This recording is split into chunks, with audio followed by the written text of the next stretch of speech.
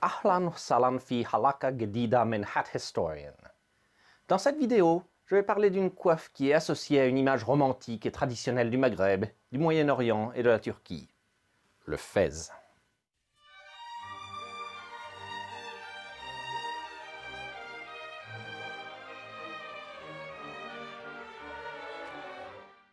Le fez, parfois aussi appelé tarbouche ou tchétchia, est une coiffe en feutre de forme cylindrique, sans rebord, souvent avec une petite queue attachée au sommet, et est associée dans l'imagerie populaire aux terres arabes, bien qu'elle ait été répandue par une autre culture, les Turcs. Elle faisait partie des uniformes militaires de nombreux pays d'Afrique du Nord, ainsi que de régiments musulmans ou coloniaux de grande puissance. Il est aussi parfois vu comme une partie du stéréotype des tenues de relaxation des gentlemen du XIXe siècle, et a été adopté par certains ordres fraternels dans les pays anglo-saxons. Les lointaines origines du fez, comme c'est souvent le cas pour les chapeaux traditionnels, sont quelque peu perdues dans les gouffres de l'histoire. Ses ancêtres ont probablement leurs origines dans la Grèce antique, particulièrement ce qui est maintenant la Grèce du Nord, l'Albanie et la Macédoine. Les paysans et les marins de ces régions portaient le pylos ou pileus, un chapeau en feutre de forme conique, sans rebord, qui était raisonnablement imperméable et tenait chaud à la tête, un peu comme le béret plus tard dans le Béarn. Il devint populaire à travers le monde grec et se répandit au-delà avec la conquête romaine de la Grèce. Il devint un célèbre symbole de la liberté car, porté par la déesse romaine Libertas, il était donné aux esclaves auxquels on rendait leur liberté. Une variante célèbre encore utilisée comme tel symbole est le bonnet phrygien, que porte entre autres Marianne. Ses origines grecques et des Balkans peuvent être encore vues dans les coiffes locales, comme celle des Evzones grecques ou de la Kelché albanienne, qui ressemble beaucoup à la coiffe originale. Une variante du pileus, appelée pileus pannonicus, devint la coiffe de repos des légionnaires romains vers le IIIe siècle, et de là se répandit aux populations civiles. Avec un sommet plat et une forme tronconique, il commençait à ressembler à un fez. Lorsque l'Empire romain se divisa en empires d'Orient et d'Occident, avec l'éventuelle chute de celui d'Occident, l'Empire d'Orient reprit les traditions de son prédécesseur et devint l'Empire byzantin. Le pannonicus resta une coiffe populaire dans les contrées byzantines, qui inclut ce qui est aujourd'hui la Grèce, les Balkans et la Turquie. Au-delà des militaires, une version simple était portée par les paysans, et les nobles portaient des versions plus décorées. Ceci continua avec les invasions turques et la chute de Constantinople en 1453. Les nouveaux maîtres musulmans adoptèrent beaucoup de styles byzantins, y compris l'architecture, l'art et les vêtements. De ce fait, la coiffe sans rebord qu'était le pannonicus devint un élément de la garde-robe des nouveaux envahisseurs, qui s'en servaient au centre de leur turban, tandis que les simples ouvriers en portaient des versions sans décoration, comme ils l'avaient toujours fait. Il devint à la mode dans tout l'Empire ottoman, qui s'agrandissait en Afrique du Nord. Les fonctionnaires s'habillaient à la mode turque, souvent portant un fez, avec ou sans turban, et de là la population locale les imitait. Jusque-lors, les fez existaient dans de nombreuses couleurs différentes, souvent d'un blanc écru sans teinture ou en marron. Mais sous la domination ottomane, le rouge foncé devint la couleur la plus répandue pour les administrateurs.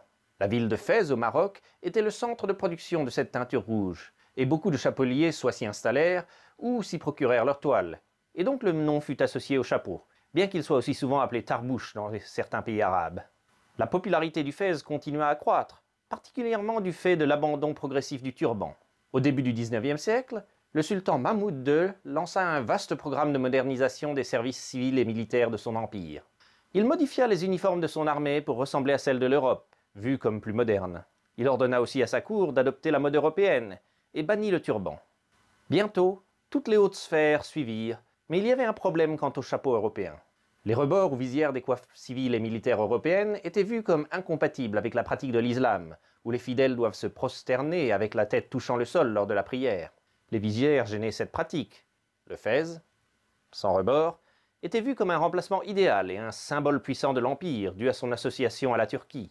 Le sultan en commanda 50 000 en 1827 pour équiper ses troupes et ordonna à tous les administrateurs civils et religieux de le porter en 1829. Le fez devint fermement associé aux Ottomans à cette période, et dans l'Empire il était vu comme un symbole de progrès et de modernité. Bien qu'étant une coiffe principalement musulmane, il était également porté par la population chrétienne et juive de l'Empire. L'Empire ottoman, qui contrôlait la ville sainte de la Mecque et était le pays musulman le plus puissant, avait beaucoup d'influence à travers le monde islamique. Ceci fit que des styles ottomans se répandirent dans beaucoup de pays à majorité musulmane. La Perse adopta le fez pour essayer de moderniser son image vers le milieu du XIXe siècle, et il fut adopté par des populations musulmanes au Pakistan et en Inde, comme signe de soutien à l'Empire ottoman et d'opposition aux Britanniques, particulièrement chez les nobles. Il fut introduit en Indonésie, où il fut très vite adopté par les classes dirigeantes. Vers la fin du XIXe siècle, une certaine image romantique de la Turquie et du Moyen-Orient devint à la mode en Europe, grâce au mouvement orientaliste. Vu comme exotique et mystérieux, des motifs et styles arabes et turcs devinrent très populaires, avec des décorations sur des meubles et des bâtiments. Le fez, rare en Europe, devint un symbole de cet Orient mystérieux, et il y eut une mode où les gentlemen en portaient lorsqu'ils fumaient et se détendaient chez eux, pour protéger leurs cheveux de l'odeur de fumée. D'autres se firent faire des bonnets en velours, plus doux et plus confortables, qui gardèrent la même forme que le fez. Il y eut aussi à cette époque plusieurs ordres fraternels, particulièrement en Amérique, qui l'adoptèrent pour des raisons similaires d'exotisme. Dans un certain trait d'ironie, car ce chapeau avait été vu comme un symbole de progrès et de modernité au XIXe siècle, son image fut totalement inversée après la Première Guerre mondiale, avec la chute de l'Empire ottoman. Le nouveau dirigeant de la République de Turquie, Mustafa Kemal Atatürk, voulait effacer les restes de l'ancien régime et moderniser le pays. Il considérait que le fez était un symbole de la décadence ottomane. Citant ses origines grecques pour gagner le soutien des nationalistes turcs, il le bannit en 1925. Malgré ceci, il resta populaire dans de nombreux anciens pays ottomans d'Afrique du Nord et des Balkans. Le fez a aussi une longue histoire en tant que coiffe militaire. Mis à part les troupes ottomanes pour qui c'était la coiffe standard pendant près d'un siècle, il devint courant parmi les unités coloniales des armées européennes, particulièrement en Afrique. Parmi les plus célèbres sont les zouaves de l'armée française, qui portaient une tchétchia, sorte de fez mou originaire du Maghreb. Les tirailleurs sénégalais en avaient également.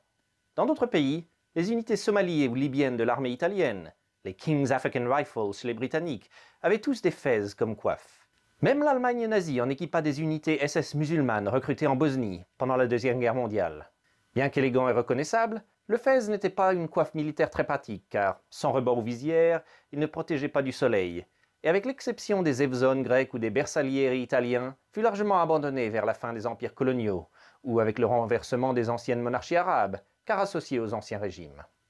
Bien qu'interdit en Turquie, le fez continua d'être couramment porté en Afrique du Nord, particulièrement au Maroc, où il fut un temps un symbole de résistance contre la domination française, ou en Égypte avant la chute de la monarchie.